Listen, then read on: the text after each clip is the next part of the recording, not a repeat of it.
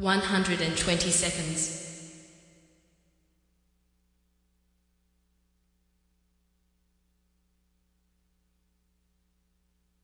110 seconds.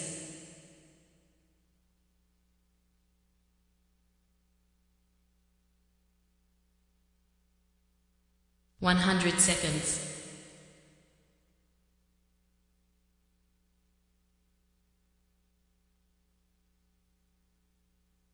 90 seconds.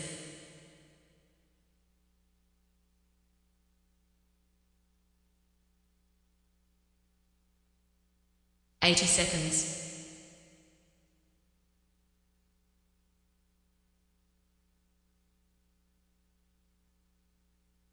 70 seconds.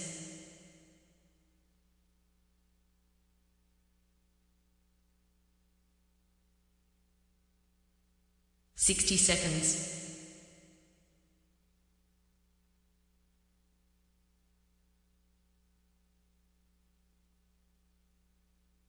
50 seconds.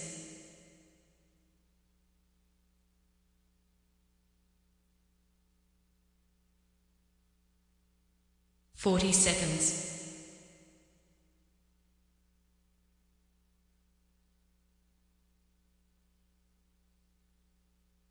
30 seconds.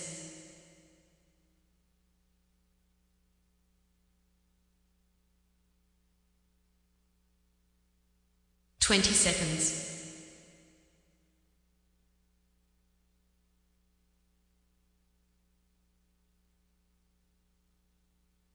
10 seconds.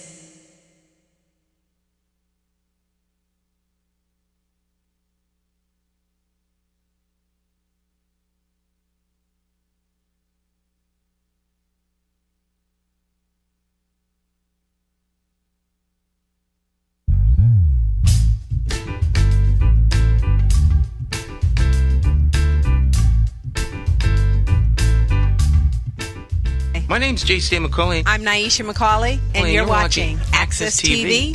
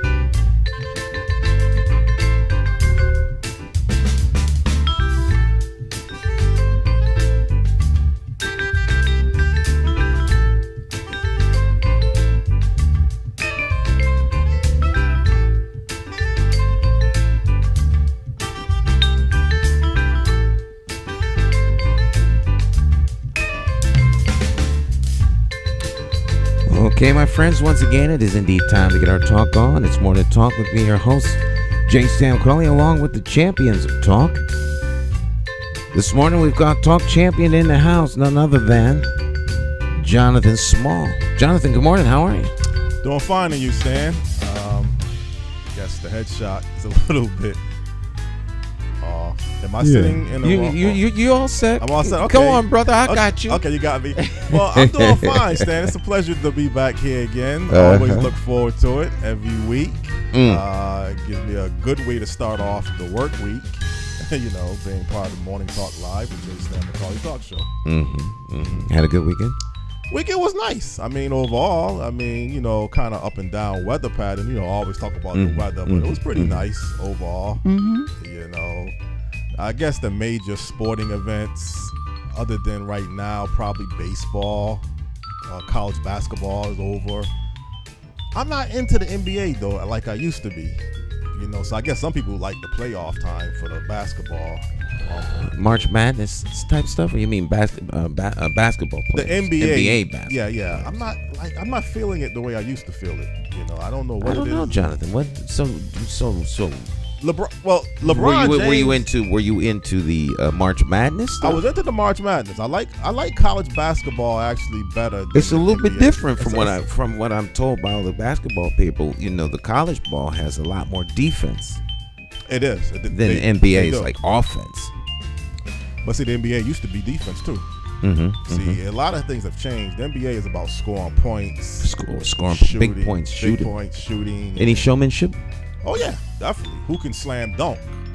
That's what people love. And I mean, the slam dunking has always been around since Dr. J,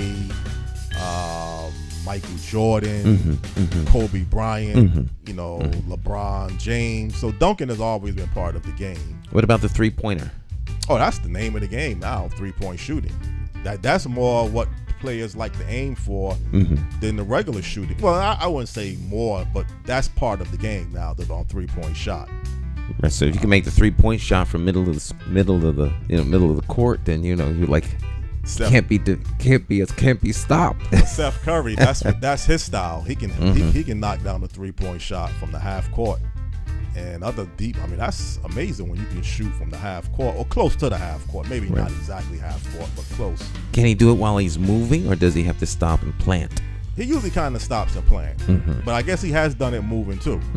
But usually you try to kind of stop and plant when you knock that, when you're shooting that deep. But it's exciting. Don't get me wrong. I mean, the Lakers is my team. I don't think we're going to go that far, but reality is reality. You're on top of the game one moment, and the next moment you're not on top of the game. Such is life, you're at the lead, and then it's like a lot of life is like riding a wave of a surf, like surfers. You wait your whole life for the right wave. And then you can only ride it as long as the wave is there. Once the wave collapses, that's it. And then you spend your life looking for that next big wave. Next big wave, yeah. Sometimes you gotta accept reality. Yeah. The thing about it is, we had last week, we was talking about the hip hop game. 50 years of hip hop. Right. And then I was looking at some documentaries, the rap group Houdini, which is one of my favorite. They're no longer on. Well, one of them recently, one of the lead singers passed away a few years ago. But overall, the whole hip hop landscape, how the sound changed from when we talked about this heavy last week. How the old school style was a lot different. You didn't get much airplay on the radio. You can hear hip hop now on mainstream America. And kind of ironic, we have a real major international guest this morning. That's right. Disco has changed. I don't think disco is still relevant. I think disco. Well, as our guest mentioned last week, hip hop really was an extension of disco. Right. So, but nonetheless, last week we had a phenomenal guest. Today we have another phenomenal guest. Jonathan is on a roll with music legends, right. And so the roll continues. We have another music legend joining us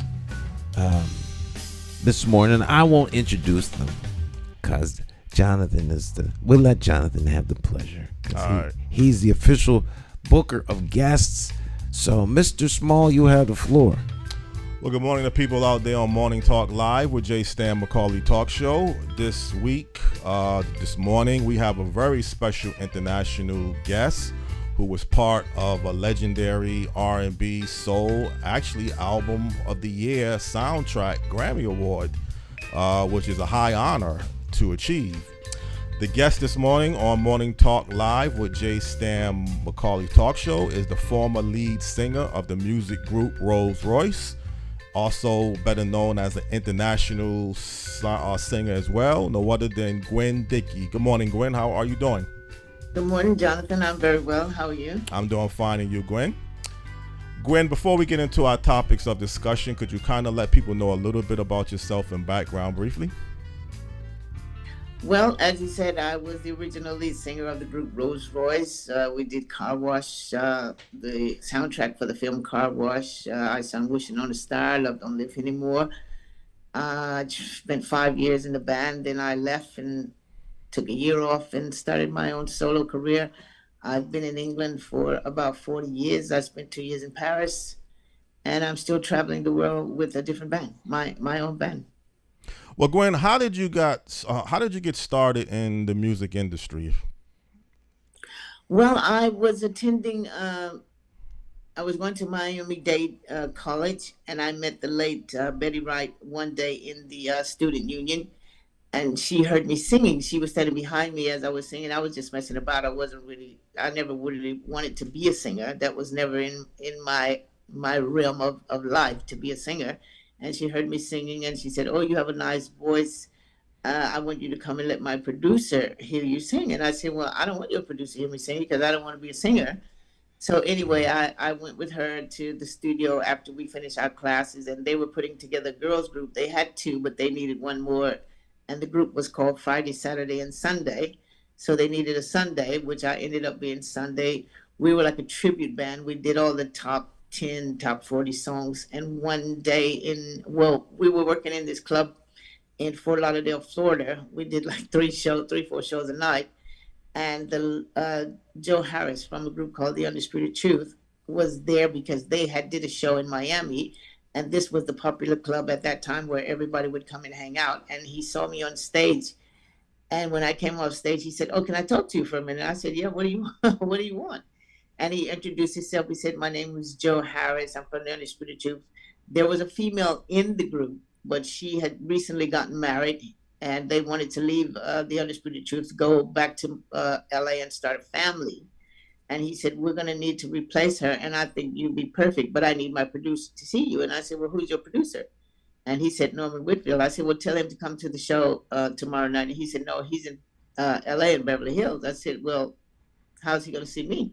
And he said, "Well, let me call him, give me a number." Anyway, a long story short, he called the club the next weekend when we were there, Norman Whitfield.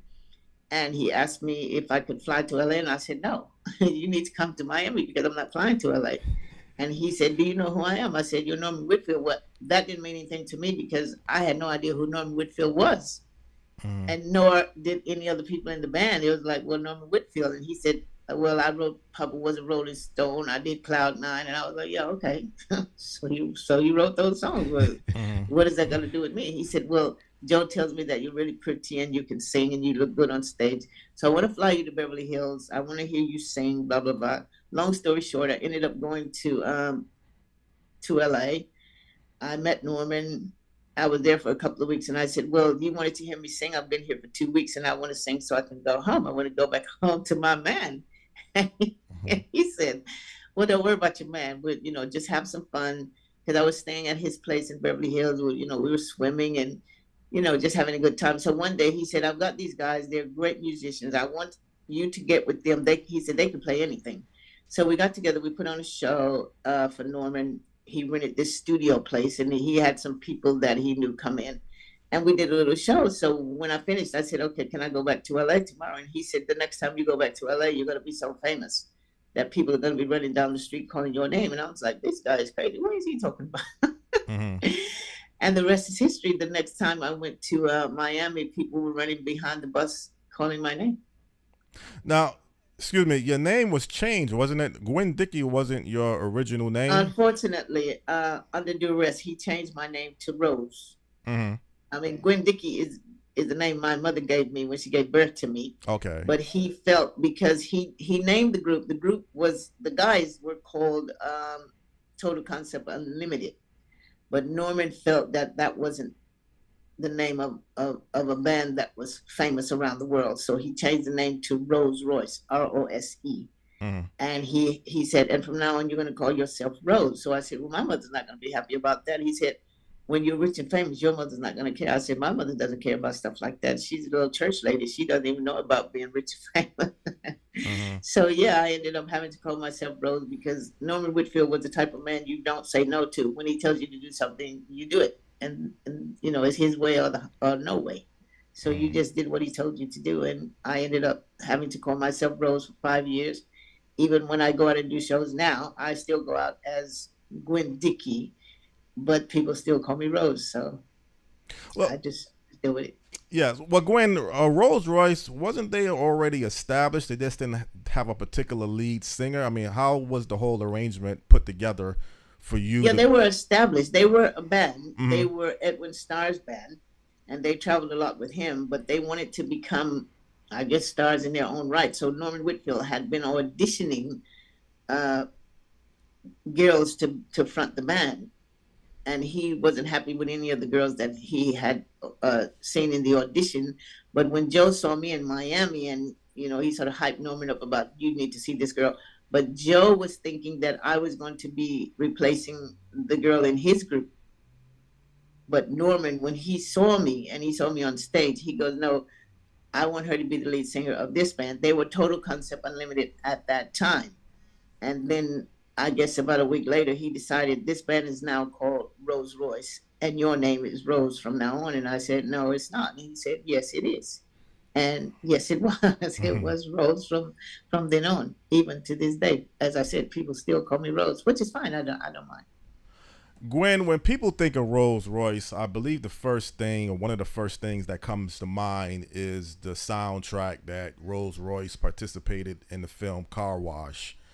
I think what kind of makes this a little bit unique was kind of the collaboration that Rose Royce, and you can correct me if I'm wrong, wasn't Rose Royce working kind of the soundtrack simultaneously as the movie was being filmed, or wasn't that not totally the case? You're absolutely right. I mean, the music was being done daily. I mean, Norman Whitfield would go on set, and he would watch whatever they were shooting, whatever scene they were shooting for the movie that day, and then he would go home at night and write the music.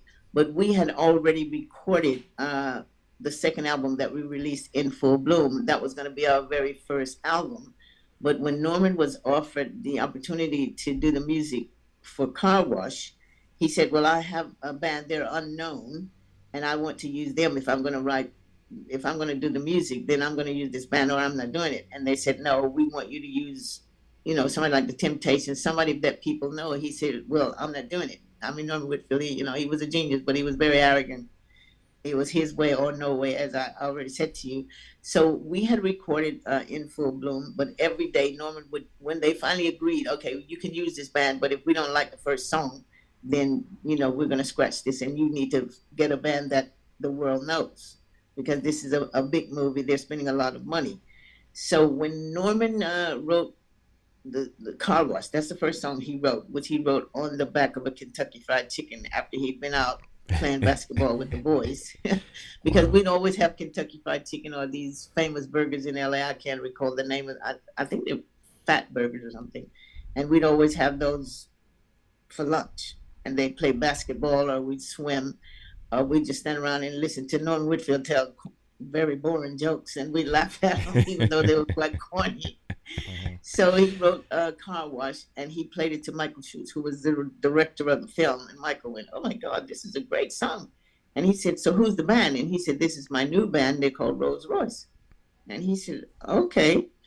So anyway, we got to do the soundtrack when we went to the film premiere, and the song came on, Car Wash came on. Of course, you heard the hand claps first, and Richard Pryor and all those people, they're sitting there, they're sort of looking at each other.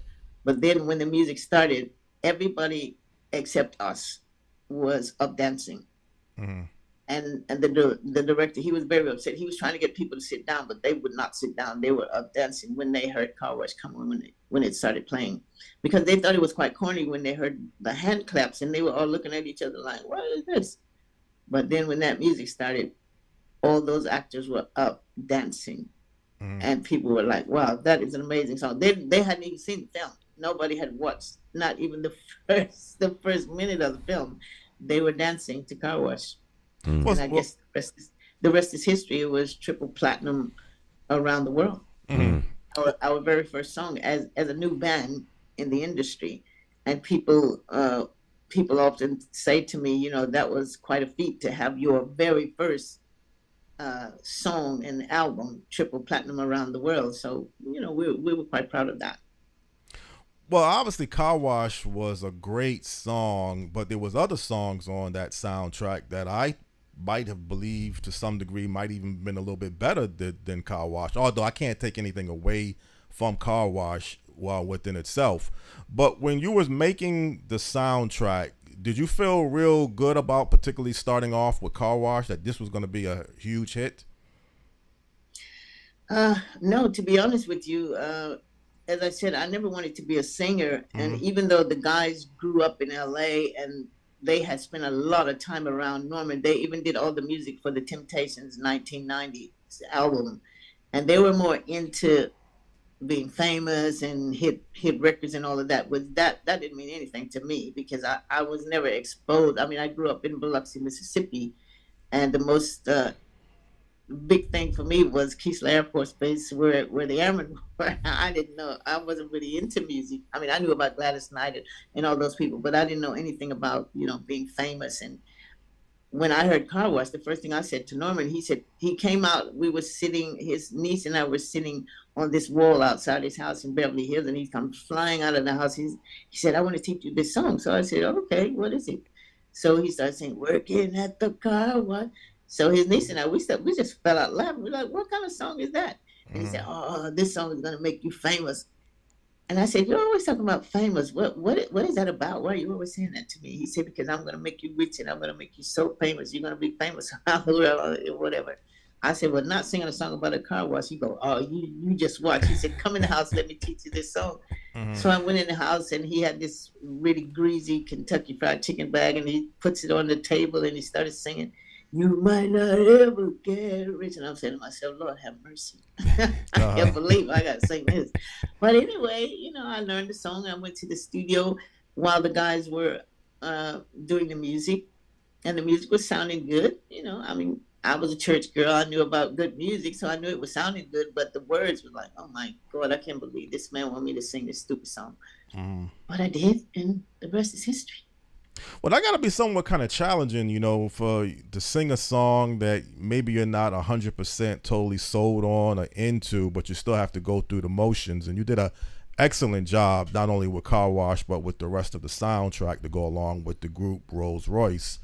And then the other songs that came along, I believe one song you were not the lead singer. I Want to Get Next to You.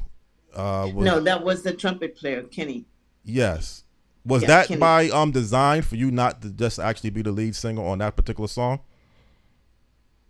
Well, Norman wanted him to sing it, but because he wasn't a singer, he was a trumpet player. And Norman was getting quite frustrated because Norman Whitfield, as a producer, whatever he had heard in his head as a singer and as a musician, you had to give it to him or you would sit there and play it until you dropped dead. You had to give him what he was hearing in his head. So Kenny wasn't really getting it because he wasn't a singer. I mean, I was no expert, but I could hear a song on the radio and sing it. That's what my mother said. Well, it's funny how you can hear a song on the radio and sing it, but when you go to school, you're struggling. I said, well, maybe they should sing it to me then. But anyway, I went in the studio. I went in the booth and I taught Kenny how to sing I Want to Get Next to You, because around the world, people think that it's me singing it, but it's actually Kenny. He wanted to mix it up. Norman wanted to mix it up a little bit because I think Kenzie, the guitar player, sung one of the songs, if I'm not mistaken. But he wanted Kenny to sing one of the songs. I guess he felt that for that particular scene that he wrote, I Want to Get Next to You for, sound better with a male voice singing it.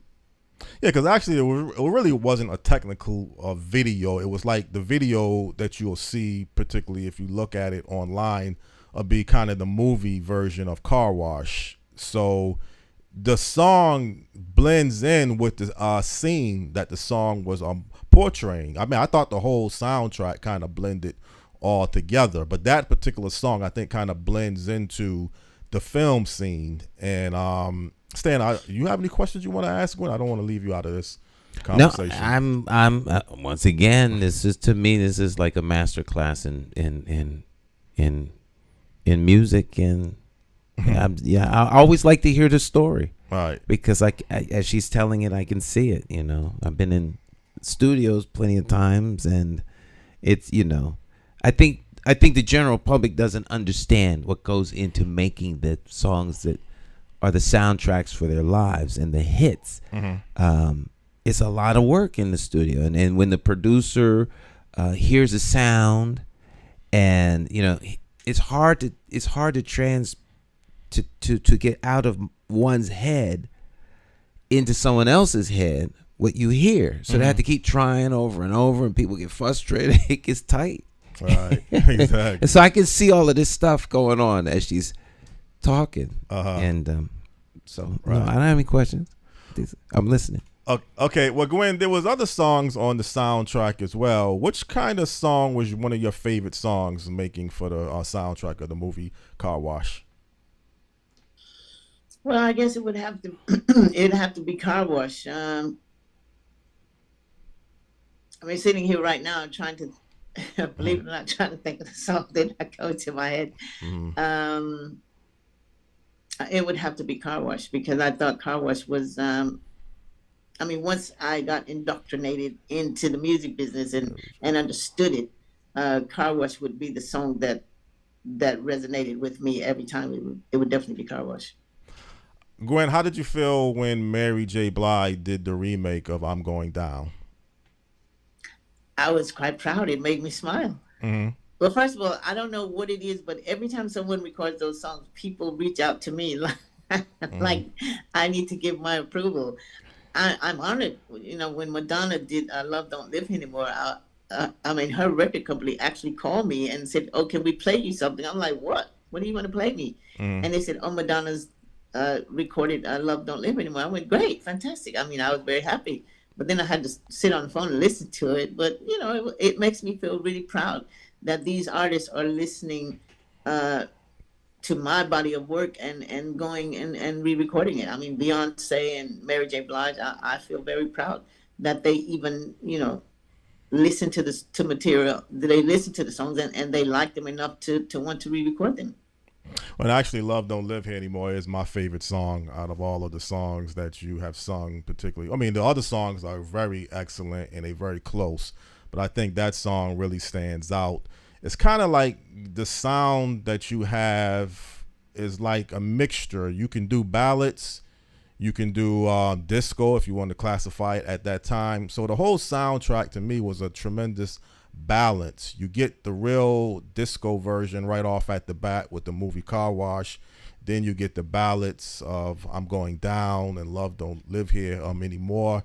So it was a good mixture, but even the ballads still have that type of R&B, somewhat of a disco flavor to it. So I thought it was an excellent soundtrack overall. And how did it feel when the soundtrack of the movie Car Wash won Grammy of the Year for the best soundtrack in 1977? Album soundtrack. We were buzzing. We were buzzing. We were so excited and so happy because we were up against the Bee Gees. So to win was like, oh my God, and to have it be your first album, the soundtrack to a film that is now a classic. We wanted to jump up and down out of our seats like little kids. We were very happy. So Car Wash, Rose Royce, you would continue. You made a few other albums. Did you kind of like the direction that the music group was going towards after achieving the success of Car Wash? How did the next pattern of the next few albums kind of come together?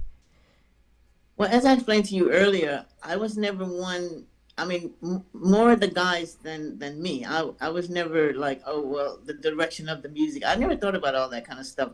Norman would give me the songs and he said, oh, go home and learn this. And we're going to record it in a couple of days. I go home, I learn the songs, I go in and I'd sing it.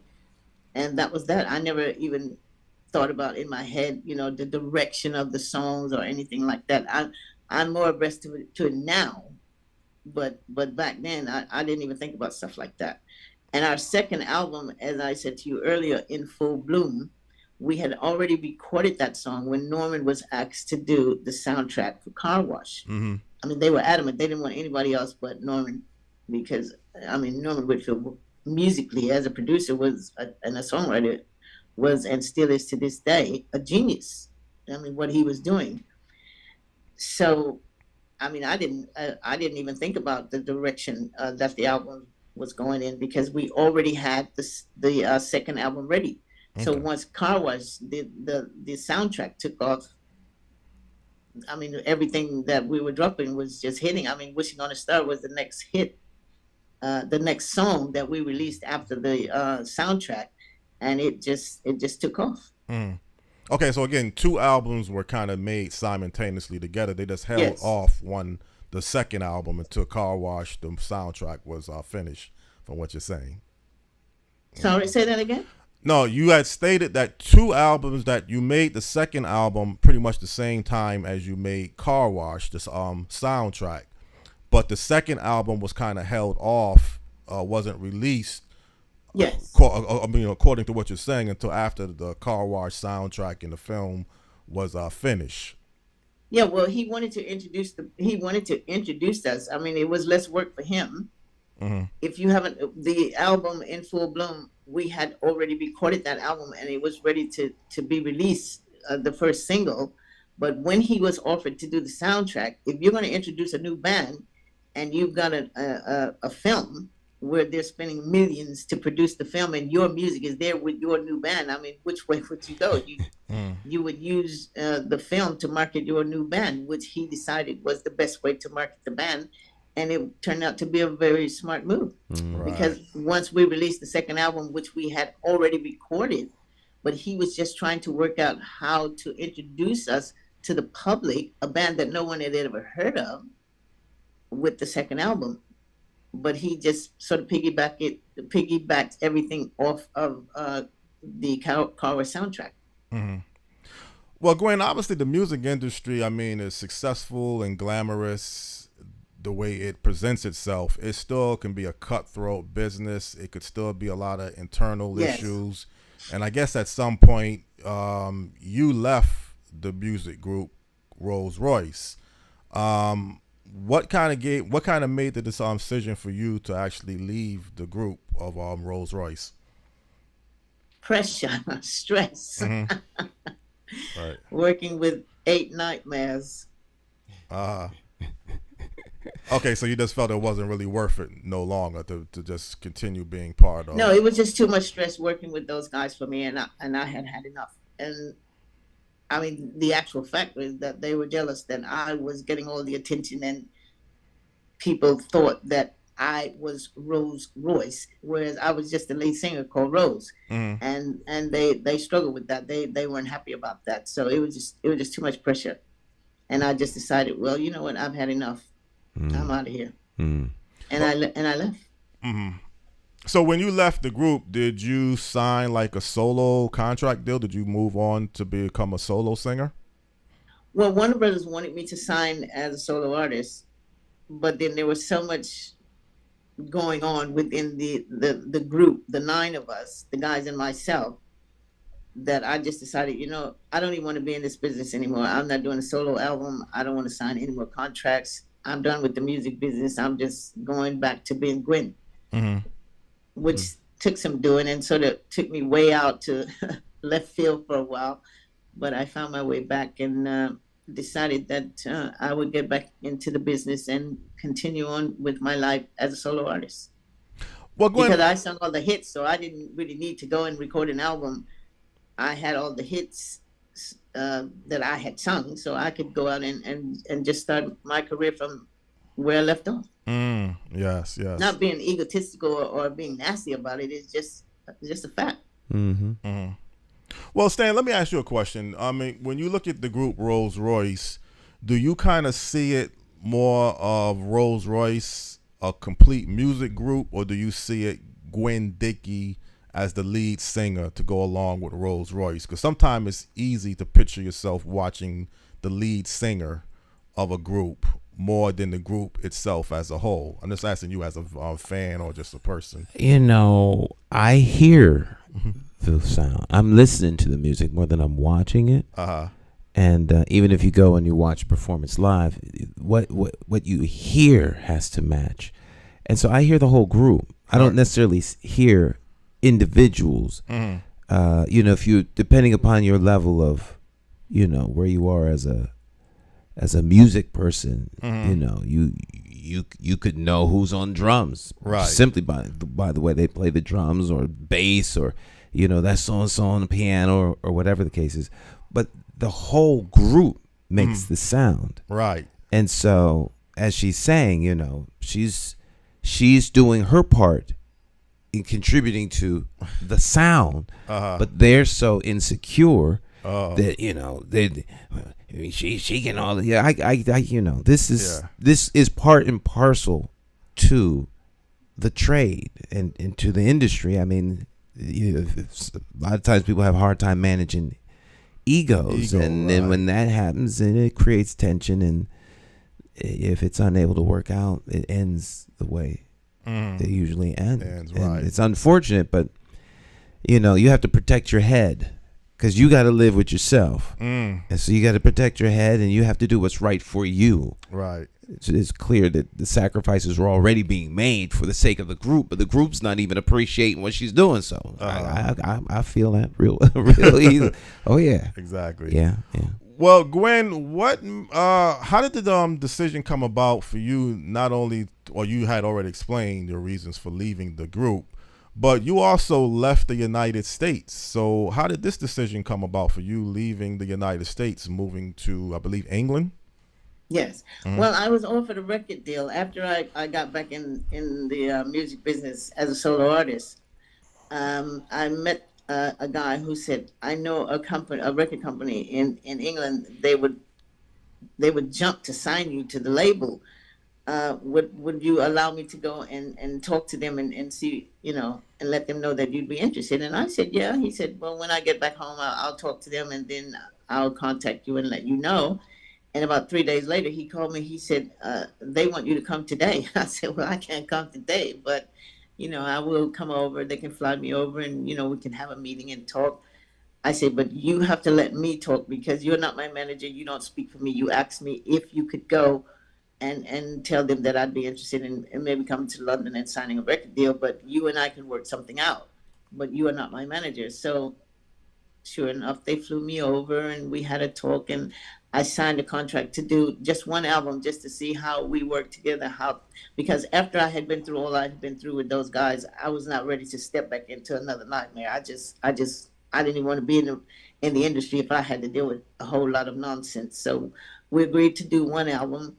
I did the album, and I used to fly back and forth to work on the album. And one day the A&R guy came to me, and he said, we have, they call them flats, not apartments. He said, we have a flat. And so how would you feel about staying here to finish the album? He said, because you're back and forth every 3 weeks. I said, yeah, and it's quite tiring. By the time I get back to Miami and get some rest, I'm back on the plane over here to record the album. He said, well, will you stay in the flat and finish the album? So I said, sure. And I had a friend anyway that I had met when I was in the group, Rose Royce, and she lived there. She's British. She lived there, and we had lost contact. And a friend of mine in LA said, oh, I have her number. So once she and I got together, and I was finishing the album and hanging out with her, and I said, you know what, I think I'm going to stay for a little while. And they said, you can stay as long as you want, just enjoy yourself, finish the album, and, if you want to stay a couple of months. And that's what happened. And that couple of months turned into a couple of more months, then a year. Next thing I know, I've been there 5 years. Now I've been there 40 years. So it just kind of happened like that. I didn't plan to stay in London, but it just happened. It just became, I was comfortable. I was happy. And once I got used to the cold and the snow, well, not used to it. Once you adjust to it, I just stayed. And 40 years later, I'm still there. Did you ever get a chance to meet Tina Turner, also an American singer who moved to England at one point? No, because by the time I settled in, she had moved to Germany. Oh, okay. So I never got to meet her. Mm-hmm. Is there other American singers or American entertainers that have moved to England beyond yourself that people may not know of or just be a little surprised of? No, just a lot of several unknown artists that are American that have moved to London because they just didn't seem to get things to work for them here in the States, but no one that people would know. Mm-hmm. And several musicians as well. Several musicians have moved over and married British girls and started a family. Yeah, because usually it's the other way around for some reason. Usually you find a lot of the British entertainers moving to the United States. So it's somewhat kind of rare when you find, the American singers moving to Britain. But I guess in some cases it does happen. As you say, it wasn't planned on your part. It was like a business decision. So how do you feel about living in England after this, 40 plus years? Do you feel like it's your new country? Obviously it is your new country, but do you feel more as I don't consider. My mother used to always say to me, do you still have an American passport? I'm like, of course I have an American passport. I'm American. What are you talking about? Okay. She thought I'd given up my American passport. But I love London. It is changing. It's not as much fun as it used to be. Life is becoming hard. Mm-hmm. If you're in a certain tax bracket, I'll put it that way. I can't speak for the States. I know there are a lot of things going on in the States as well, economically for a lot of people, but London is not like it used to be. So I'm sort of leaning towards making a move somewhere else, maybe Miami, I don't know. And I'm fed up with the cold because in the winter it could get down to, I know that you guys, I think you're in Connecticut filming, so you know about living in -1 with the wind howling and the snow up to your waist. So I'm getting a bit fed up with that. So I'm thinking about moving to the sunshine somewhere, maybe the Bahamas. I don't know, but I am within myself. I'm ready to make a move. Are you still currently active as an international singer, doing songs? Very much so. I still travel the world. I have my band in London. I go out as Rose Royce featuring Gwen Dickey, and the phone never stops ringing. Thank God. So you got other songs in the process that you're currently working on? Anything? Well, I've been writing since being shut down with COVID. One of the guys that was on the staff of Norman's label, Elijah Storm, he and I and Eric Jackson, we've been doing some writing, and I've been recording some songs. So I've got some hits coming. Mm-hmm. Okay, that's good. I've got some hits coming. It's just taking a little time because when you have 3 people that are very particular about every little thing to make sure that it's right, because as an established artist coming from Rose Royce, I don't want to come back with things that are okay. I want to come back with things as good as they can possibly be. Mm-hmm. And to represent myself as an artist. Right. And do you still travel? I think I looked on one segment that you do travel back to the United States for the holiday season. So do you frequently come back? Christmas. I never miss 4th of July, but every Christmas I'm with my family because my family, we're very close. And I always have Christmas with my family. My parents are gone, but I still have my sister, my nephews, my cousins. So, I'm always home for Christmas. I don't work for Christmas at all for anybody. For any amount of money, I have to be with my family. Is your family kind of spread out throughout the country, or are they kind of centrally located in certain areas of the country? My family is spread out, but we always come together for Christmas because that is something we've always done all our lives. We've always had Christmas together because my late grandfather was born on Christmas Day, and he died, I think he was about 102. And we always had Christmas on the farm to celebrate my grandfather's birthday every year. So we always, as a family, come together for Christmas. Mm-hmm. You go from house to house eating, and I say, I've got television to do, I've got shows to do. I can't go back and not be able to fit in my show clothes, in my personal clothes. All these pies and cakes and hams and turkeys. You guys are killing me. That's good to know. Stan, do you have any questions again, or anything you want to add to the conversation? I know you're in the listening mode, but I just wanted to make sure if you had anything else you wanted to say. No, I'm just listening. It's fascinating. Right. It's fascinating. I mean, in my mind at least, I can picture everything she's talking about. Yeah. So, but I did one thing that you did mention that I thought was important, especially for people who would like to, that are actively trying to get into the business. Because as as she was saying, that she really never wanted to do any of this. Right. Just she had a gift, and someone noticed the gift, and one thing led to the next, and that's another interesting thing. Your gift, room will be made for the gift that you have to come forth, and so there's a good example of it. But I thought one thing that struck me is when the person approached her and said, I wonder if I could go and talk to this guy about signing you up. And she says, well, you're not my manager. And the idea and the notion a lot of people don't have is the show business is business. Right. It's like 10% show, 90% business. If you don't have your business together, you'll be the show. And I thought that is something. So if you could speak a little bit to like the business of show business that so many people don't get. Well, that's what I find. It really blows my mind when I'm talking to the younger artists in London, and they go, "Oh, I want to be in this magazine and that magazine," and I'm like, "Well, it's not really about being in the magazine, because if you don't take care of your business, you're not going to have any money in the bank, and all you're going to have is pictures of yourself in the magazine. You need to be able to have a lawyer. They call them solicitors in London. You need a solicitor. You need to be able to read a contract for yourself.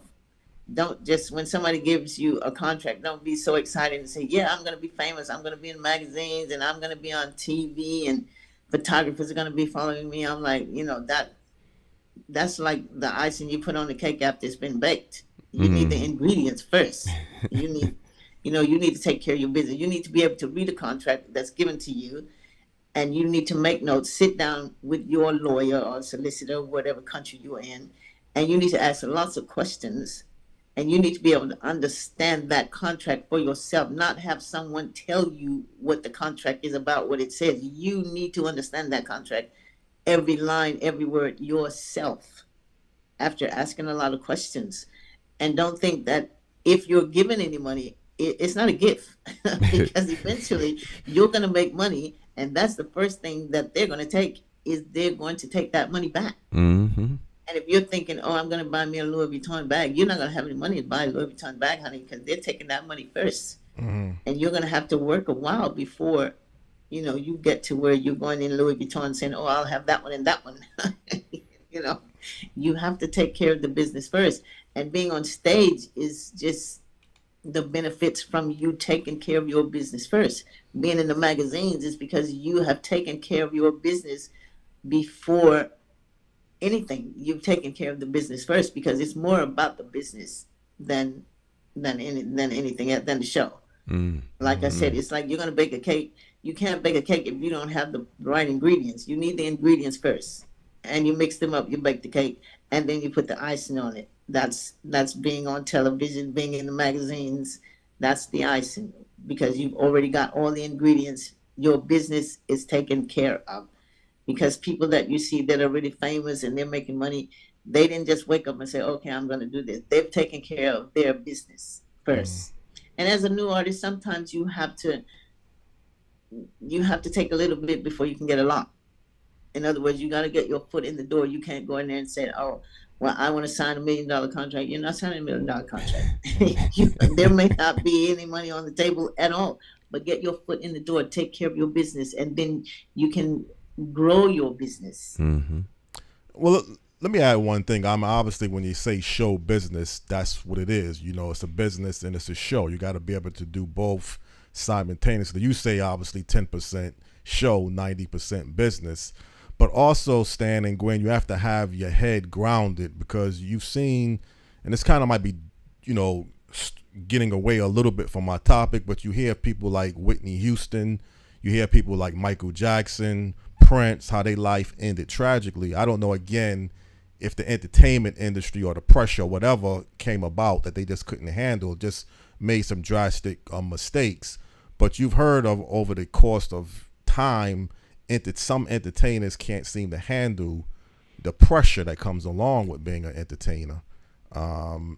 People are human beings. People are humans, the right. 3 people you mentioned are like, superstars. So superstars, super pressure too. Right. So where do you go when you can't go anywhere? and everyone's making demands on you. You're only human, and then who do you trust? And people want to know you because because of who you are. Your the ability to have real friends diminishes because you don't know what it is that they want. And so Exactly. there's a whole lot that people don't understand, and because there's a glamour factor, people, that's all they see is the glam. And if you don't have your business together and your head together, But that's what I meant, the head too. your head, Yeah. then you are in for a Hollywood true moment. They all end the same, Right. unfortunately. And Oh. it's not just people in entertainment. It's anybody who has a position where others are looking at you, and you have to. There's high demands on you. You have to be able to compartmentalize your work away from who you are when you are the product. Product, right. And if you can't manage that well, you will not fare well in this industry. Well, again, Gwen, it seems like you've done an excellent job with your career and life over the years to sustain yourself for this length of time. And obviously you made some changes along the way, but definitely it sounds like to me you feel very optimistic and you seem to be real focused on your path. Is there anything that any kind of advice you would like to leave people who are probably trying to get into the entertainment business to realize, what they need to do, what they need to be able to market themselves towards? Well, it's just that the gentleman was just saying, you have to know who to trust, because everybody's just smiling in your face and, oh, blah, blah, blah. They're not there for you. They're attaching themselves to you because of what's happening in your career, who you are. Everybody needs somebody, but you need to know who to trust. And it can be difficult, and it can take you out, literally, take you out to where you are put in the ground, or you're on drugs, or you're on alcohol. It is a very tough business. And mentally, you have to fight through all these demons that are coming your way. But it can be done. It is being done. And there are lots of artists that you can see out there, footballers and people who are doing it. But it is very difficult. But you have to focus on the business first, because all that other stuff is window dressing. Without taking care of your business, you're working and somebody else is going to the bank with the money. Yeah. And you're just walking around smiling and saying, oh, I'm famous, but you're not. Because eventually that's going to fade. Nothing lasts forever. Well, sometimes it might be a little bit different because your situation, you started off kind of with the music group. So there's other people of Rose Royce. So there's other people involved simultaneously when you're out there, signing a contract deal. When you're a solo artist, it's kind of, and you still have your producers, you still have your songwriters. Everybody kind of contributes. But sometimes you just kind of wonder, is it a little bit easier when you're doing something as a solo artist, or is it a little bit more easier if you're doing something as a music group? Well, as a music group, I mean, you have other people taking on the responsibilities. It's not just all on you. But when you're a solo artist, you're doing everything. It's all on you. The decisions that are being made are made by you. There's no group decisions where everybody said, okay, the majority rules. Everything is on you. And I find that for myself now as a solo artist, sometimes it's tough because you make one wrong decision and it could cost you your song being a hit, or a deal not going the way it could have gone because you're not making the right decision. I mean, you need somebody or people around you that you can bounce things off of, and somebody that that you can confide in and listen to, because you can't do everything by yourself. Because like you were saying, in your mind you'll go nuts, you'll go crazy, because it's just so much coming at you and things to do. But like I said, just focus on the business.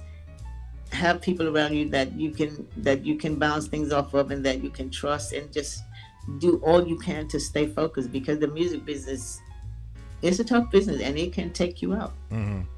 Well, those are going to have to be your last words. I mean, it was our honor and our pleasure to have you on, coming all the way from England as our special guest, and definitely wish you the very best of luck in the near future towards your future plans and whatever else that you're currently working on.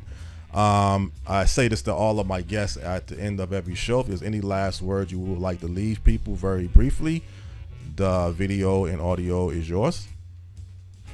Well, I would just like to thank everyone in the sound of my voice, those who are watching, those of you who may watch this later. Thank you for all the support that you've given, first of all, to Rose Royce, because that enabled me to step out as Gwen Dickey, and the support and love that I still seem to be having and getting from you. Thank you very much. It means a lot, and I don't take it for granted. And God bless you all. Thank you. Okay. Thank you, too. Thank you very much, and thank you, gentlemen. Godspeed and continued success. Okay. Thank you very much. All right. Bye-bye.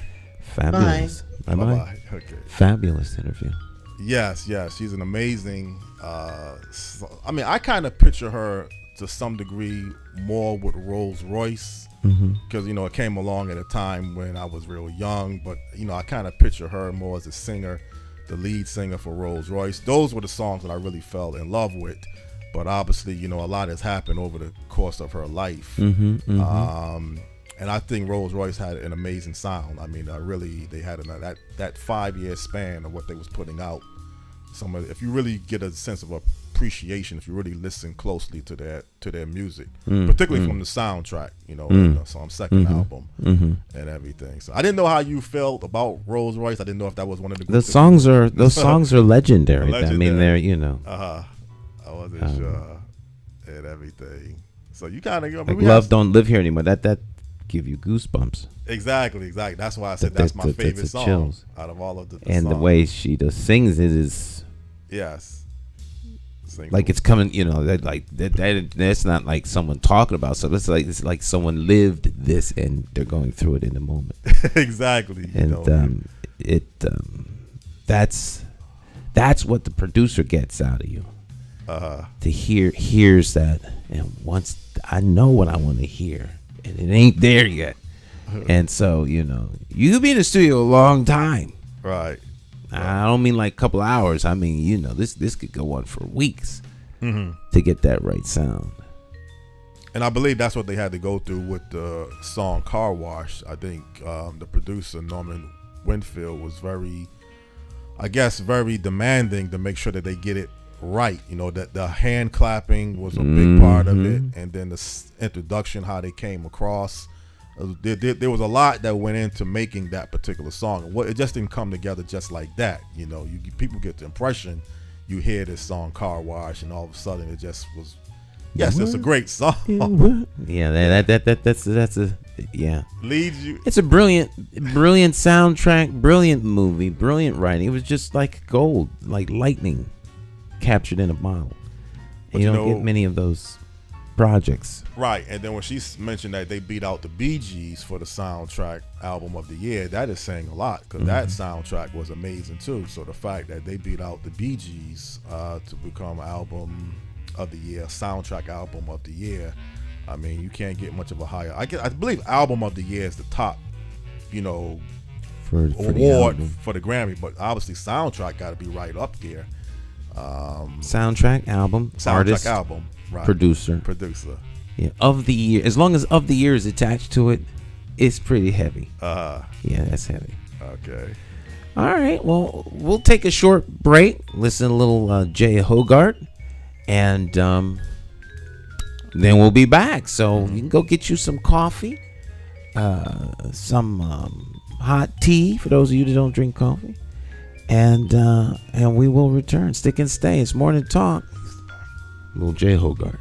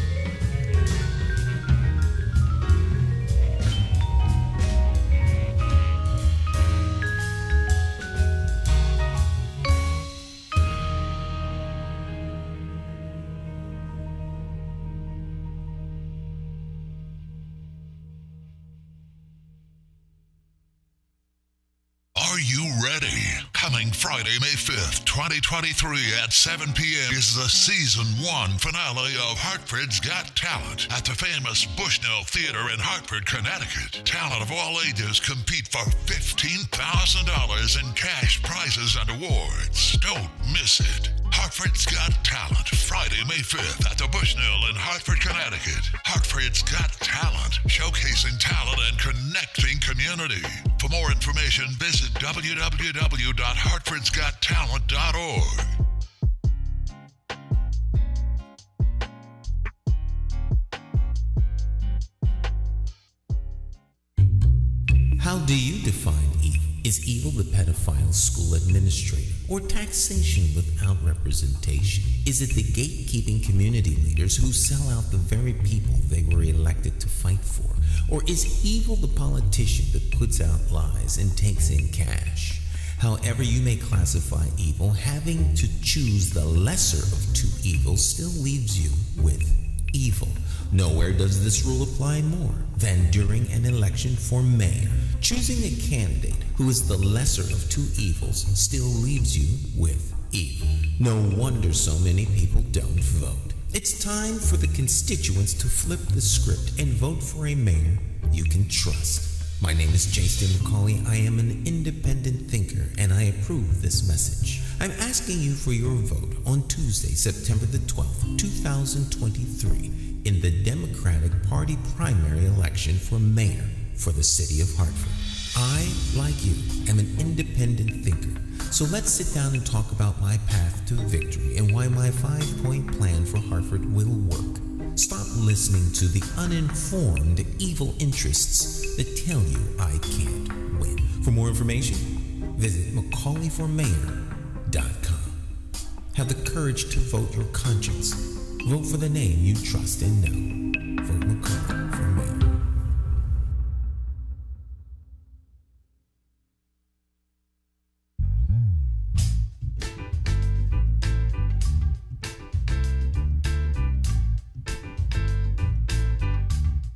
Hi, My name's J.C. McCauley. I'm Nyesha McCauley, and you're watching AccessTV.org.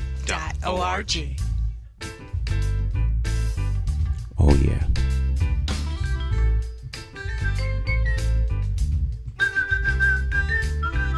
I love this song. Well, I'm used to it now. It's hopping. Yeah. I mean, I love your original songs, but now I'm more used to this one now. You always put good songs out, man, for your theme.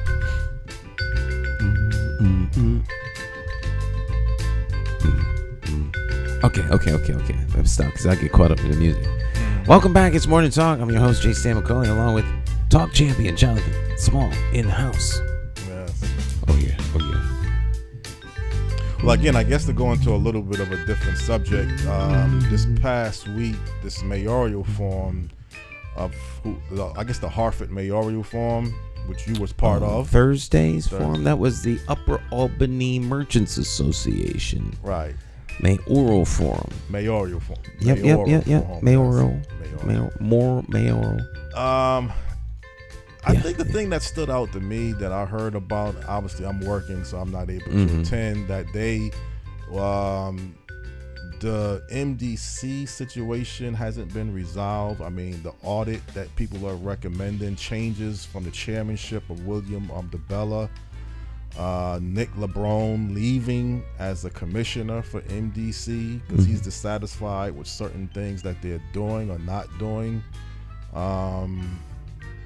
I don't know, but I'm not in the inside loop of that MDC. We've had the CEO, Scott Jellison. We've had the chairman, William DeBella.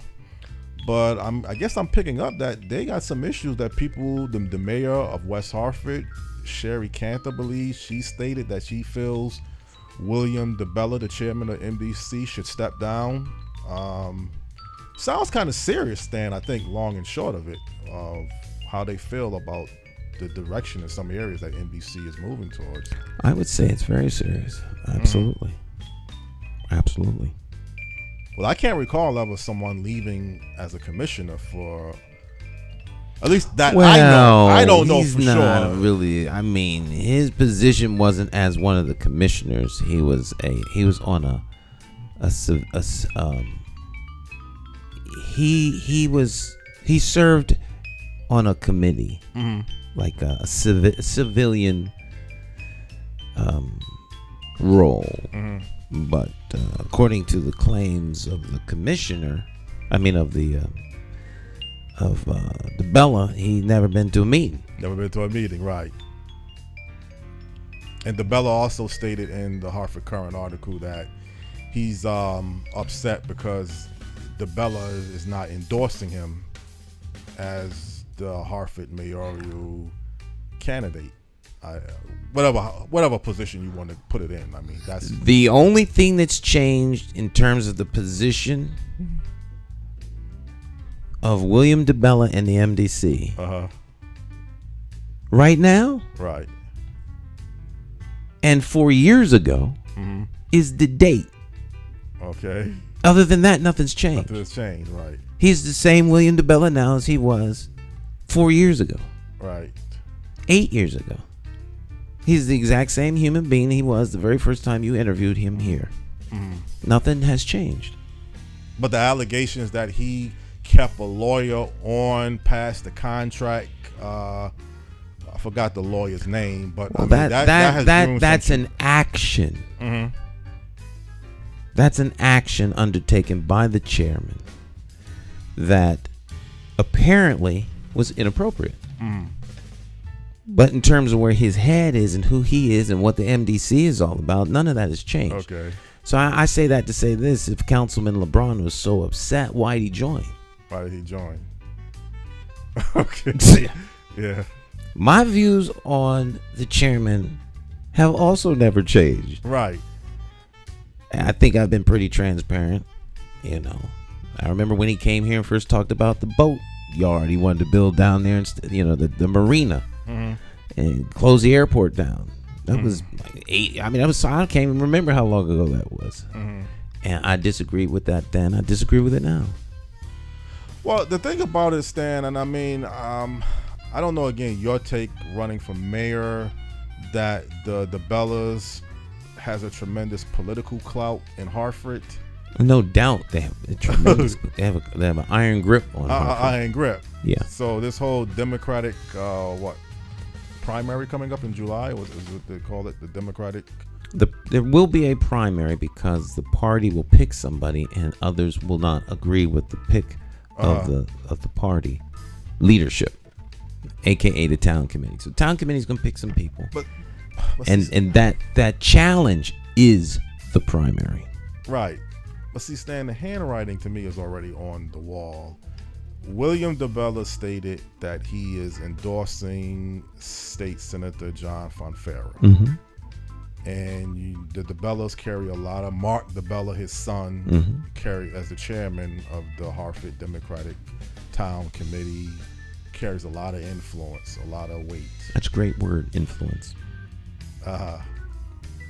So does that make it somewhat of a difficult challenge now to know that a candidate that's running for mayor already pretty much has a strong endorsement? Well, you're going up against that, in all. It doesn't matter, and when it comes to November now, I guess November, then it's up. Whoever wins the primary wins the mayor. The November is it's a moot point. A moot point. Okay. If you don't win the primary in Hartford, then you're not going to become mayor. But isn't there going to be a primary like in September too? That's what I'm talking about. But something is coming up in July. That's the convention. The convention is in July, and the town committee members will endorse candidates on behalf of the party. Right. They're going to endorse a mayor, a treasurer, city council people. They endorse state senators, congressional people. So the town committees are the body that endorses people to put them on the ballot. The ballot, okay. To represent the party. Individuals that don't get on that ballot are going to say, well, I think I could do a better job. Right. Why should 80 of you decide who should represent the entire city or the region. Mm-hmm. So I'm going to take it to the party members. Mm-hmm. And they'll say, well, that's fine. Now, just go out and get 15% of the vote. Okay. Get a petition that challenges our decision. Because we were elected by the party to pick folks that we believe best serve the interests of the party. We vetted these people. We picked these people, and thus and so. And so while the chairman of the DTC, Mark DeBella, may have influence, everyone has their own mind. Mm-hmm. So when you challenge the pick, it's you also challenging the selection of 80 individuals. Mm-hmm. It only takes half plus one. There's actually 79, I think now. We'll say 80. I think it's 79 right now. So you need 40 votes, not 41. Mm-hmm. So 40 votes will be, whoever gets 40 votes, that becomes the person who gets the nomination. Gets a nomination, right. Right. Now, it could be half don't agree, half agree. But the ones that made the decision are going to be offended by you challenging them. Mm-hmm. All right, well, bring it on. Go get the things and bring it to us. So people still have a free mind just because, the DeBellas have influence. And that's the right word. Right. Doesn't mean that influence is automatic. Mm-hmm. So Senator Fonfara gets one vote in the poll. Mm-hmm. Mark DeBella gets one vote. William DeBella gets one vote. That's 3 votes. 3 votes, right. So to suggest that because they are there, it's a fait to complete, that's not true. Mm-hmm. That's by no means true. Right. There are challenges. Their power eases into every element and every aspect of the process. Mm-hmm. And they do have tremendous influence. Mm-hmm. But the greatest voice is the voice of the electorate. The people make the choice. Well, the people, I believe, the residents, the registered voters, they have to make the decision, I think, that best serves their interests. Absolutely. And, I'm kind of thinking, man, I kind of want to let this MDC issue go and just move on. But I might want to bring somebody back on. What's concerning me right now with MDC is they're going to advocate that minority contractors and diversity be a big part of the next phase of their projects that they're working on. Not so much the Clean Water Project, but the next name that they call it, the integrated, something about the integrated sewer system or the integrated system. There's going to be some big projects upcoming very shortly. Mm-hmm. And all of this talk in the past when they had the Clean Water Project, there was going to be a great opportunity for minority contractors, minority participation, diversity, economic opportunities, although you didn't look at it as an economic project. Right. This is an ongoing conversation you and I have had now, I think, for 15 years.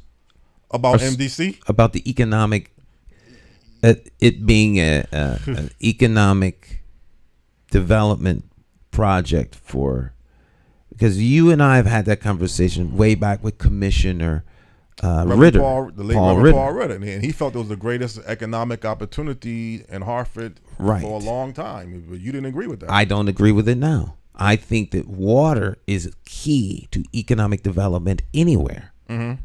But the waterworks are a public works project. Mm-hmm. It should be more public works oriented than politically oriented, because it affects the stability and the strength of the region. Mm-hmm. The water does. So to me, as an administrator, anything that potentially affects that is problematic. Mm-hmm. As long as things run well, it's a moot point. Right. There's always going to be somebody that likes somebody and somebody that don't. Mm-hmm. But when leadership gets in the way of effective management and they start to upstage issues around the effective operation, then it's time for them to go. Mm-hmm. And this is referring to what? The chairmanship? Chairman DeBella, yeah. Right. It's not personal. It's not personal. Well, he seems to always continue to get elected, though. That's the thing about it. And getting him removed is not that simple. I mean, the thing about William DeBella is he knows the whole operation inside and out. I mean, nobody can dispute his knowledge. Therefore, and that brings a certain element of sort of like value. Value, yeah. To me, he kind of reminds me a little bit of Don King. You know, there's always some scandals you hear about him, but you never can seem to stick anything on him. And he always knows how to maneuver and get things done. You know, he has an answer for any particular. He was on the last time, and one of the viewers said it's like he's here to defend the MDC. But he has an answer for any particular question. He should have an answer for every question. Every particular question. Yeah. He should. I mean, that's his job. Right. Yeah, you don't get a boy for doing your job. That's what they pay you for. Right. But he can justify, and the blame or criticism will never fall on him. He'll figure a way to maneuver it where it's justifiable for what he's doing. Obviously, well, that's deflecting. See, I differ from a lot of people in that area. If there's anyone if there's anyone that needs to take the blame, it's the leader. The leader's desire to deflect means nothing. Mm-hmm. As the leader, it's on you. Well, period. Right, but see where he's very clever at. The first thing that comes to his mouth is, well, I don't work for MDC. You need to take that up with the CEO, Scott Jellison. But point in fact, you can say whatever you want. Point in fact, he makes the decisions in MDC, so he may not work for the MDC. That's what he says, yeah. But the MDC works for him. For him. That makes him in charge. Okay. That's the leader. He's the chairman of the board. Right. You in charge. Right. He has a very powerful position. Right. You know who I would love to see get involved? I don't know, again, if she would be the person that would ever be appointed or someone on that. I would love to see Attorney Cynthia Jennings get some key position. I know she ran in the past. Now, when you say key position in what way and in what arena? Well, I think when it gets to, I mean, she specializes in environmental issues as a attorney, but she knows the whole grasp of the region. She has a lot of knowledge in other areas. And if there's an issue right now that I see, if I was looking to get some advice towards how we can help minority contractors, how we could emulate or stipulate diversity, not just with MDC, but with the whole. Well, you can, legislating things is fun. Is fine. Right. But that's like the beginning of the process. You can't legislate me to eat eggs if I refuse to eat them. Right. You put me in jail. I'm not eating eggs. Mm-hmm. So it's an interesting notion that because you want a thing to be, therefore everyone else must do. That only works to a certain degree, because there are people who don't want what you want just as passionately as you want what you want. That's true. That's where we have compromised. This my way or the highway on all sides means no one moves anywhere. That's true. It's and this is where the political aspect of it comes in, and we come to a place where we compromise because they are political decisions. But once you lose that ability to compromise, to sit down, talk, come up with reasonable solutions that are going to be acceptable by everybody. All right, everyone may not be totally happy, but at least we can work, and we've put forth an honest effort, and we deliver on those things. Then we get things done. I find that to be a much better way of approaching things than try to bully people into succumbing to your will. Yeah. Because most people don't like being bullied, and some people refuse to be bullied. Well, some things you do have to sometimes bully, to get certain things done. When Maynard Jackson in Atlanta had insisted that 30% of the contracts when they was expanding or redeveloping the Hartsfield Jackson International Airport, he mandated that 30% of the contracts has to go to minority owned. He could not do what he did then today. He couldn't do it today? No, Oh, okay. because there are too many roadblocks and too many things that have been legislated to prevent those kinds of things from happening. Okay. Because when he did it, he pissed off a whole lot of people. Right. So they fight back. Anytime you have a contention with someone, there's a problem. So how do we transform that? Right? So conflict transformation as opposed to conflict resolution.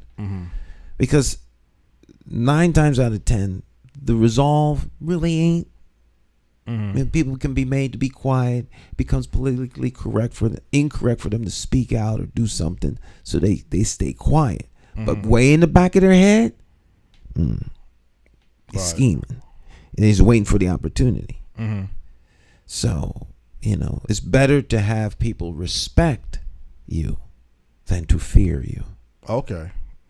Because if they fear you, as soon as they see opportunity, they come for you. Yeah. So respect factor. So, if people respect you, then they'll always want to have a conversation and things like that. They're not laying in the cut waiting for you to trip. Oh, respect is very important. Absolutely. Obviously. But there are others that disagree. There's those who will tell you, I'd rather have people fear me any day. They don't need to respect me as long as they fear me. I think those are the contentions and words of a fool. Yeah.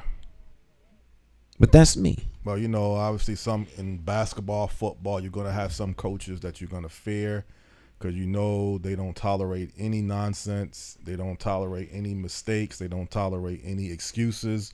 Most coaches, you're going to have the respect factor.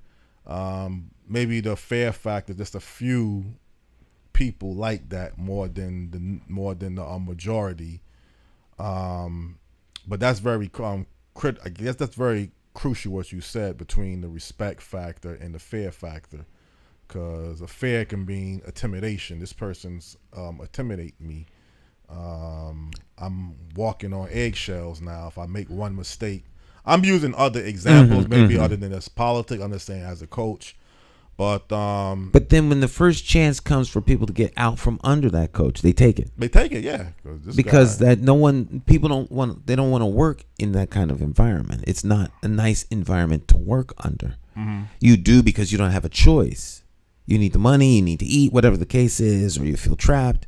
You have no alternative. Right. But as soon as an alternative comes, people jump ship. Yeah. They jump ship. No one wants to have to work for someone they fear, and no one should want to be that person that everyone fears, because then you become paranoid. Yeah. Everyone's after you. Anything that somebody says can't be honest criticism. They're just coming after you, and that's absurd. Right. And so, to me, when those kinds of things happen, you have to take measures to eliminate that, because it becomes, now the system starts to get dysfunctional and corrupted, and it caves in. So, yeah, the MDC has some very serious issues. Right. Personally, I'm a supporter of 1139. It used to be 50. It was a House bill. I can't remember the name of it now, but the House bill morphed into Senate Bill 1139. I testified in favor of the bill when it was a House bill. And so I'm still in favor of it. I think the MDC needs oversight. From an outside entity. And the behavior of the chairman last week is a perfect example. Yeah. Well, I mean, obviously it's getting some strong political leverage, this oversight bill, and it stands a real good chance of passing. And people just have to live with it, one way or the other. If the bill passes or if the bill gets vetoed, then you still got to deal with it. Well, they will live with the bill. Whatever happens, and people will adjust accordingly. Right. That's the political process. And so right now, there's a bill. If the bill passes, there'll be some changes. If not, the status quo remains what it is. Well, one thing I will say, Stan, I mean, you're going to have your campaign operating on like a bus tour. You're going to not have like a central office. You're going to right. We have a mobile office now as opposed to a static office that's planted into a cement foundation. Right. It can't move. The people have to come to it. Right. You're going to go to the people. We go to the people. We're going to continue to give people access. Well, one thing I can say, it may not have nothing to do. I would assume these people that I'm seeing, it may come across a little negative, but when you see a lot of chronic unemployment, I don't know, maybe you're not paying attention. People are out here. I would say not being productive. I'm not faulting anybody or putting anybody down, because anybody could fall into this situation for whatever particular reason. But if you drive through, and you're going to see it obviously with your mobile unit, a lot of people that should be or could be doing things productivity to better their situation and better the community too. I mean, when you go up to Unity Plaza, you're seeing a lot of men in particular gambling, shooting dice, loitering, people all throughout the city in some areas asking for money. You have $1. You know, these are probably not going to be your registered voters, Stan. They can be if they don't have a convicted felony or something on their record that prevents them to be, unable to vote. But I think if they are in a position to vote, and you can kind of reach, meet where these people are at, and you're going to obviously interact and see it because they're out there. The weather's obviously now just about in full spring mode. And then don't wait. I'm not saying any candidate or anybody is waiting. Don't wait till there's a major problem and say, okay, well, now we got gun violence. Okay, somebody's been killed. Okay, now we're always gonna have gun violence, right? It's unfortunate, right? But you can see and like I say, there's no way you can predict when someone. I understand when someone is going to get killed. I understand that part. It's very hard to predict who's going to do this, who's going to do that. But when you see a lot of issues of people not gambling for money, something could go wrong. Drug abuse. You can kind of sense at some point you're going to have a major problem. You get a sense of that when you go down to Foxwoods. Yeah, but they have a special detail that goes around and does the cleanup after people kill themselves at Foxwoods, commit suicide because they've spent all of their money, put their house up for sale, all kinds of stuff. That's the unglamorous side of that business that no one talks about or sees. So it's not like only people that are down and you might see over in the plaza, whatever the case is, having a nip. Gambling, like somehow they are predisposed to go and starting violence. That's just not the case. Well, not so much violence, but you can see at some point there's going to be some problems. You're going to, like you mentioned with the Foxwood, you're going to lose all of your money. Right. You're going to be scheming a way to get money. Right. I just don't want it to seem like that's the only element of the society that has these issues. These issues are all throughout all of humankind. Well, I will say our inner cities seem to have the majority of it. You could just concentrate it. Well, that's what just I'm concentrate in one place. But you go out and where folk got single wides and double wides, they got problems too. They got problems, right? I understand that part. Right. It's not like only in the urban areas and people of color have these kinds of problems, because that's just not true. But does this bring the city down? Does this bring a bad element, bad image for those who exploit the negativity of Hartford and want to see negativity? Yes, but Hartford is more than its negativity, and it's more than the gloss too. But yeah, but it's in balance. Even if you want to paint it that way, Stan, and that's the problem that I have. You can pick the city. Hartford's the fourth poorest city of its size. I've said it all the time. Right. 61% of Hartford's adults are functionally illiterate. Right. I can say that with confidence because I have data to back it up. Mm-hmm. There are people in this city, we'll make it 50%, that functionally cannot read an ATM machine. So basically, And as long as we have illiteracy at that level and people being detached from the political process right. and people marginalized because they speak up about things that are not correct, where kids graduate and can't read at the 3rd grade, Right. you're going to have a problem. So Harvard's problems are not, by any stretch of the imagination, being dismissed. Right. Harvard's problems aren't being addressed. So until they're addressed, to focus on them ad nauseum with conversation, it does nothing to change it. If you want to change the situation at Harvard, you have to apply something that's going to be different than what you're doing. Well, and that's just not been happening. So if you have a powerless structure for whatever reason that's not gonna fix or try to fix the major problems, and the best thing that people could do is at least identify and advocate for changes. There's a difference between, as you will mention, Stan, identifying a problem and advocating for a problem to be fixed, comparable to having the resources and means to fix a problem and have the process being moved towards fixing the problem. The latter two seems to be where it's mostly been missing in Hartford for decades. And that's true. So we have a ship. It's a seagoing vessel. It's on a maiden voyage. It scrapes along an iceberg. Now we got a problem. So what good is it to identify the problem, to see the problem, to have debate about what to do about the problem? Because they don't have the resources to fix the ship at sea. And by the time help comes, the ship will be under the water. So what is the fix? You either abandon the ship or fix it. If you can't fix it, you got to get off of the Titanic. Hartford is not at sea. The fixes can be applied. Right.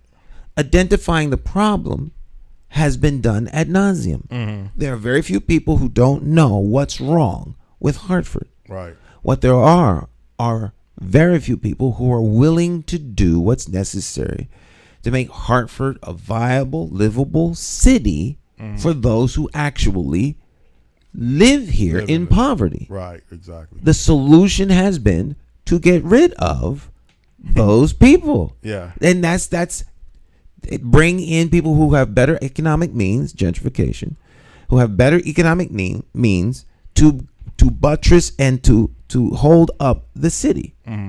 So if you get rid of those elements that others identify as pulling the city down, get rid of them and replace them with better group of people. That's what's being done in Hartford. So Hartford has to ask itself, if that's what you want for a fix, then go for it. These people can live somewhere else. Put them out in Rocky Hill or East Hartford or Vernon or Granby or someplace. They just can't come into the city. Yeah. So we can get rid of them. That's the decision that heretofore has been made. Now, if you love Hartford, want to stay in Hartford, want to see Hartford grow, then you better get somebody in there that's dedicated to making that happen. Right. This is not rocket science. Well, the key thing about you is you don't believe, and maybe I'm wrong when I'm saying regionalizing the city would be the best, would be one of the better approaches to move towards, because when you regionalize a city, you're really not fixing the majority of the problems. You're just kind of shifting resources or shifting the whole population base to make it look like it's a bigger city, and then you bringing in the perception and some reality now. Well, Hartford has West Hartford, Hartford has Avon, so Hartford is not the fourth poorest city per size anymore, because you're bringing in affluent surrounding towns. Hartford may not be the fourth poorest city of its size because you expanded the realm of the city to include other cities. Then Hartford becomes the poorest neighborhood. The poorest neighborhood, yes. The problem associated with that geographical piece of land has not changed. Right. That's head games. Head game, yeah. It doesn't change anything. There's no reality change here. It's like playing with the books. Right. So. Well, you might be able to change some areas now. You may now become a major million populated city, so you can attract more No. You don't buy in? No, I don't buy into that at all. The same people live here. So, you don't somehow you can sell they are selling the region now. Mm-hmm. Whether you call it the Greater Hartford region, whether you call it a capital region, or whether you call it New Hartford. Yeah. And New Hartford is you got rid of all of these little towns. Mm-hmm. Now, you could consolidate certain municipal services. That may save you some money, may save you lots of money, but it doesn't change the workforce. It doesn't change the skill set of that workforce. It doesn't change the poverty level of those who are trapped in poverty. Mm-hmm. It may make it better or worse depending upon who winds up being in the chair or the seat of power. Yeah. So, if you get a knucklehead mayor, then the whole region is affected. Right.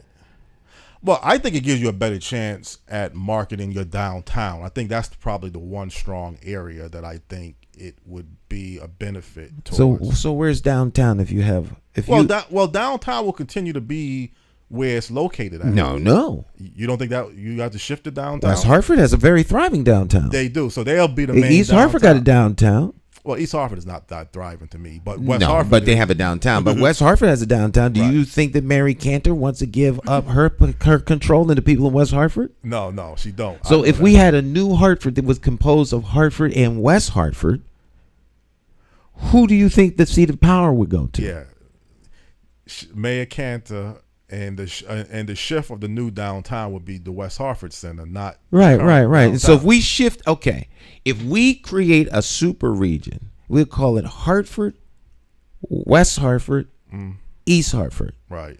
Do you think that DeBella's power would increase or decrease? It would decrease. Absolutely not. It wouldn't decrease. They would be part of the consolation of the consolidation of power. Okay. Because the region needs what? Water. Right. You're right. Water's the key. Mm-hmm. So be careful what you ask for. Right. Well, if West Hartford Center becomes your new downtown, it's already intact now. You got a tremendous blueback square. But Blueback Square doesn't operate in a vacuum. There's a reason why Blueback Square is successful and why Front Street in Hartford is less successful. And because you build it doesn't mean it's going to be functional and operate the way something else does. Blueback Square has a population that accesses it, that has lots of disposable income. Mm-hmm. There's a population there that has a cultural history of taking Saturdays off and doing no menial labor. Right. That walk to places where they can have fellowship and enjoyment and entertainment. That does not exist down here. Right. The reason that people go out here is different than the reason that people go out in West Hartford. And so it serves the people of West Hartford and extends to the community. Extends to the community because I can go out to West Hartford. Right. Anyone can go there. Right. But if you don't go there, it's going to be successful. Okay. It's not dependent on you coming to West Hartford for it to be successful. Right. Downtown Hartford is dependent upon everyone outside of Hartford to come to be successful. Because it's not designed to be a solution for the needs of the people who actually live in the city. But you see, me and you can have some slight differences, but we can have an understanding. I'm wrong in some areas, and I can look at things differently and be corrected on what you just stated. I can still say you'll become a million populated city. If you want to promote yourself for a better XL center or a better arena, you would have a better chance at getting that than what you currently have now.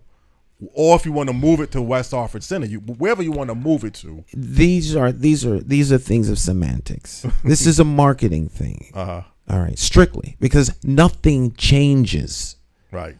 So it's a matter of who you get to do the marketing. You can market the region, or you can to cause legislative fiat to combine the whole region, and then because now it has a new name, market the name of this new region. By the time you do that, who knows what will have changed? Right. Why not market what you have a better way?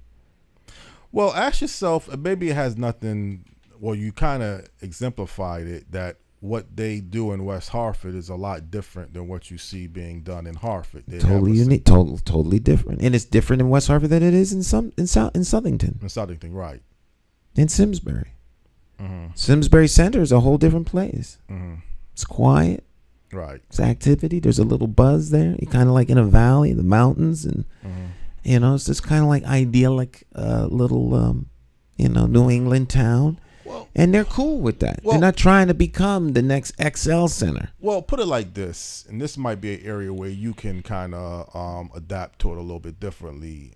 If I got hypothetical, it's not in concrete, but we've had past experiences when Back 9 Network was looking to come to Constitution Plaza in downtown Hartford, and the deal fell off. So you have, let's say, a media company wanting to establish a presence in Hartford or the greater Hartford area.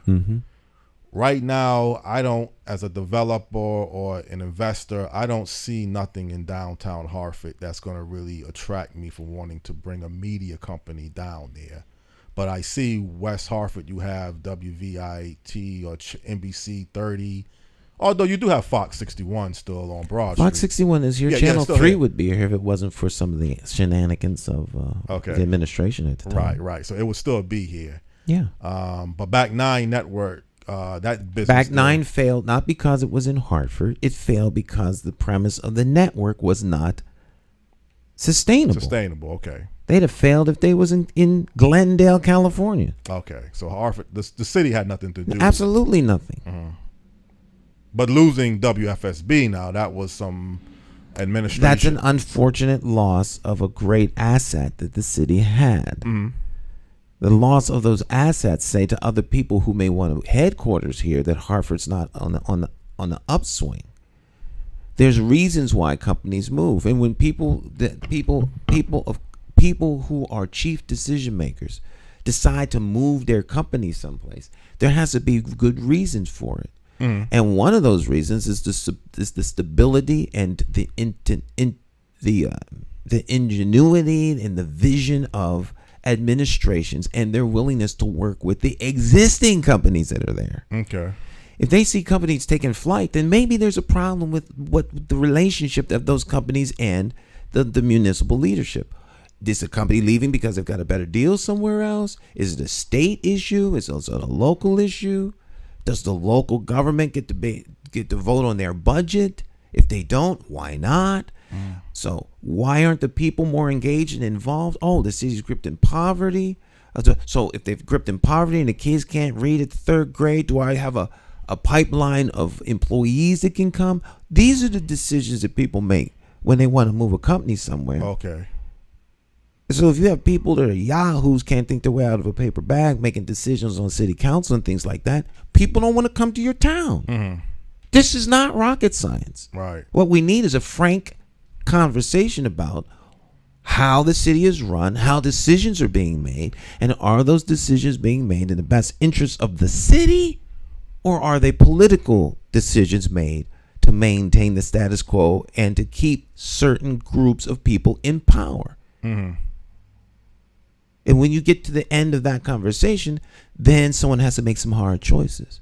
Well, I would say, again, I'm not a political expert, but I think the best interest or the best chances are you need a larger voter turnout than what you had or been having over the past 3 or 4, maybe longer than that. Probably since 1994, if you look at the trends of Hartford mayoral elections, the numbers have been tremendously low. So at some point, the more registered, I think getting registered voters is also, it's helpful. It may not be necessarily needed, but it would be still helpful because it would be helpful. Yeah. The more people you have, in theory, the more people you have registered, then of course, the more people there will be that are engaged in the process. But that doesn't necessarily translate. If you have 50,000 voters right now and only 5,000 come out, right? They're registered now. You got to use your vote. And people have to people have to have a reason to come out and vote. If they think nothing's going to change or the change is not going to equal anything, they stay home. Right. They don't have to come out for things to stay as bad as they are. They have to come out for things to change. And if they believe that the change is possible, then they will come out and vote. People came out and voted for Obama. Right. Because they wanted to see that change. They wanted to see the change. People came out and voted for Joe Biden because they wanted to see the change. Yeah. Other people came out and voted for Donald Trump because they wanted him to remain in power and see things be the same. So we had a record turnout for the presidential race last week. I mean, last one. If people think their vote doesn't matter, then they stay home. Right. But if people can't read, right. If they can't read the names on a ballot, you got a problem. Right. Because while they may like a particular person on the ballot, they don't know where their name is. Yeah. They're the ones that have to go inside the poll. They can't have anybody going with you and say, "Well, I can't." And you can't have right. So people then they vote the line. They just find, which line is this? Oh, boom, boom, boom, boom, boom, boom, boom, and they're good. So illiteracy is a serious problem. Illiteracy is if this was a nation, it would be a national security crisis. As a city, it is something that directly affects the capacity of Hartford to succeed. And for it not to be an issue front and center as it pertains to moving the city forward is a desire to keep Hartford illiterate. So people don't get in the way of what you want to do. Yeah. And what people are trying to do is not for the best interests of the majority of the city. And I think the one thing you've always stated is you can have development and change things and progress, but there's a way you can include human capital in the process as well.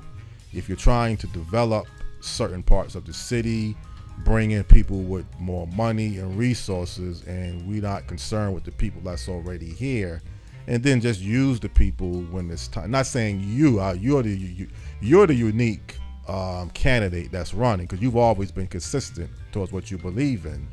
But if the majority of the people, whoever's in power, feels that we can move a city forward and we don't need the people at the bottom, and truthfully, Stan, if I'm a business owner, I do need people that have money. I mean, I can't wait until you come up with money. I got a business to run. I need to be able to sell my products. So I can't say I got to wait till this person learns how to read or write now for me to rely on that person. If I got people that already have money that can spend, I got to move with the flow.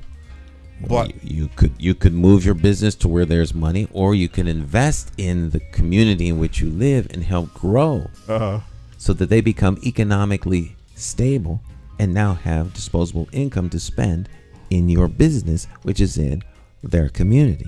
Of course, if you do that, the community becomes less dependent on those who need them to be subservient. Right. So you're going to get pushback from people who you would least expect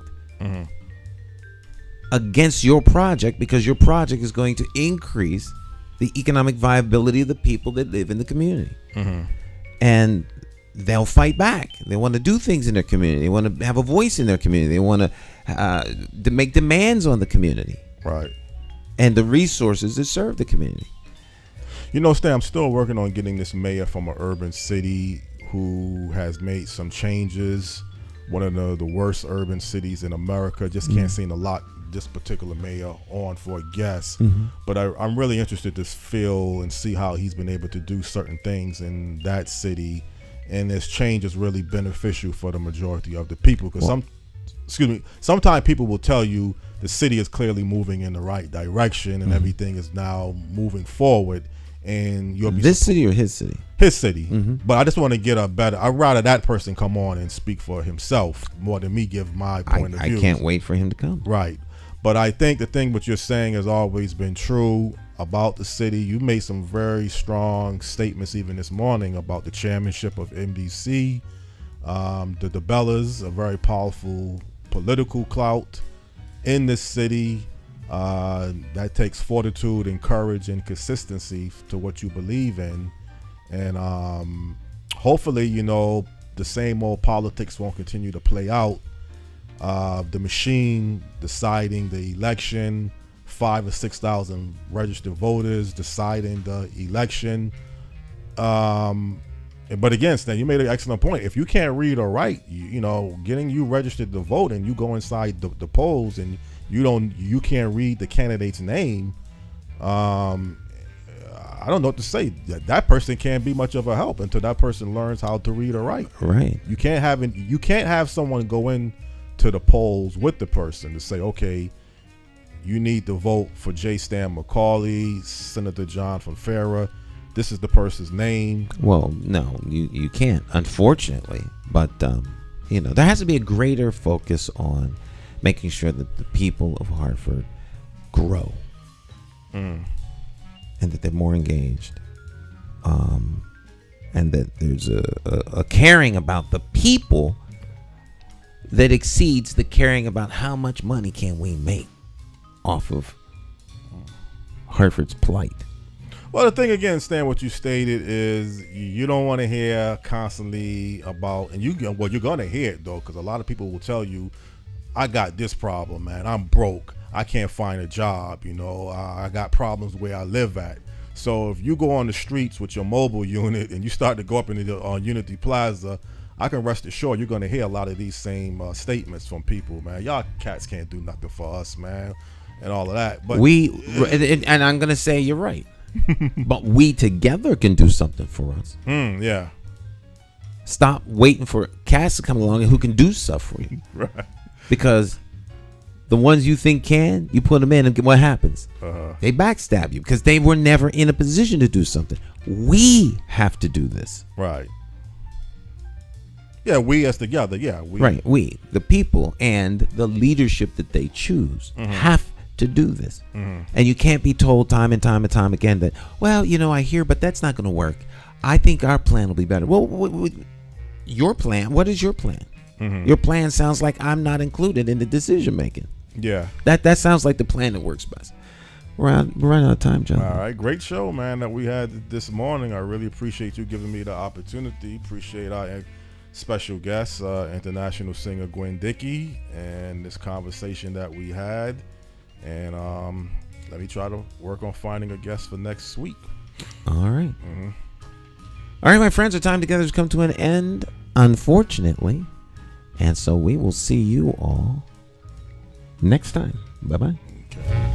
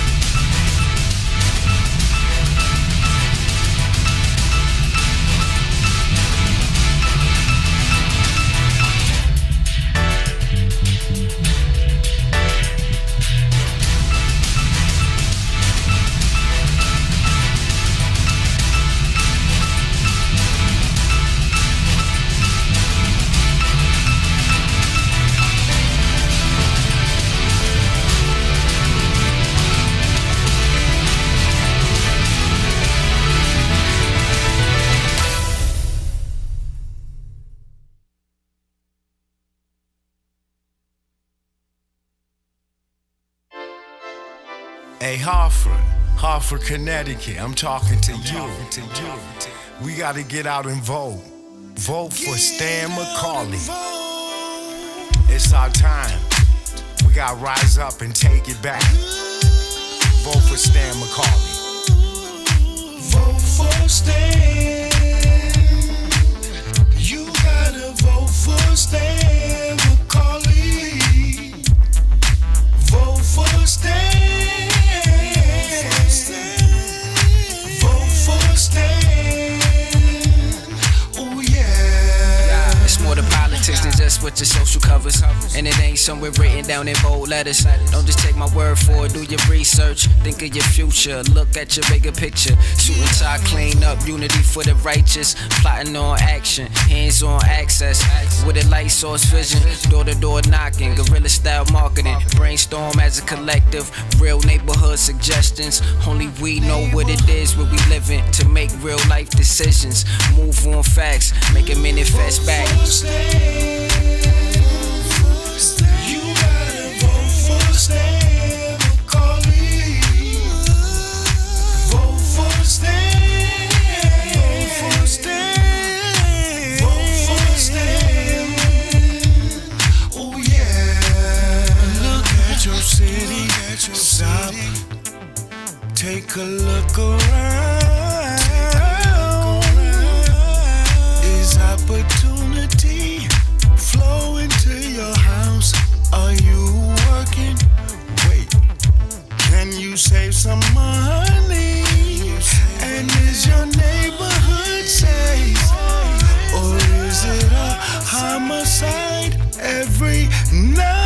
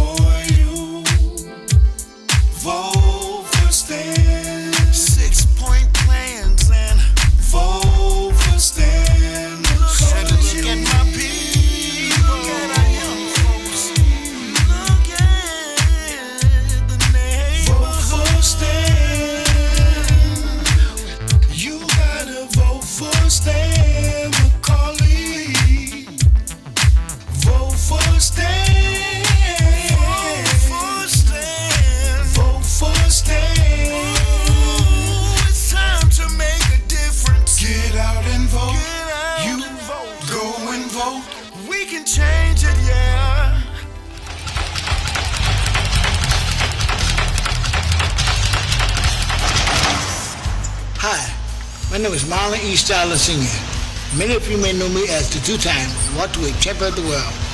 I'm here to tell you that Democrat J. Stan McCauley, as our next mayor, will fight for you until the last bell. Help me throw a knockout punch. Go out and vote for Stan the man. My name is J. Stan McCauley, and I approve this message.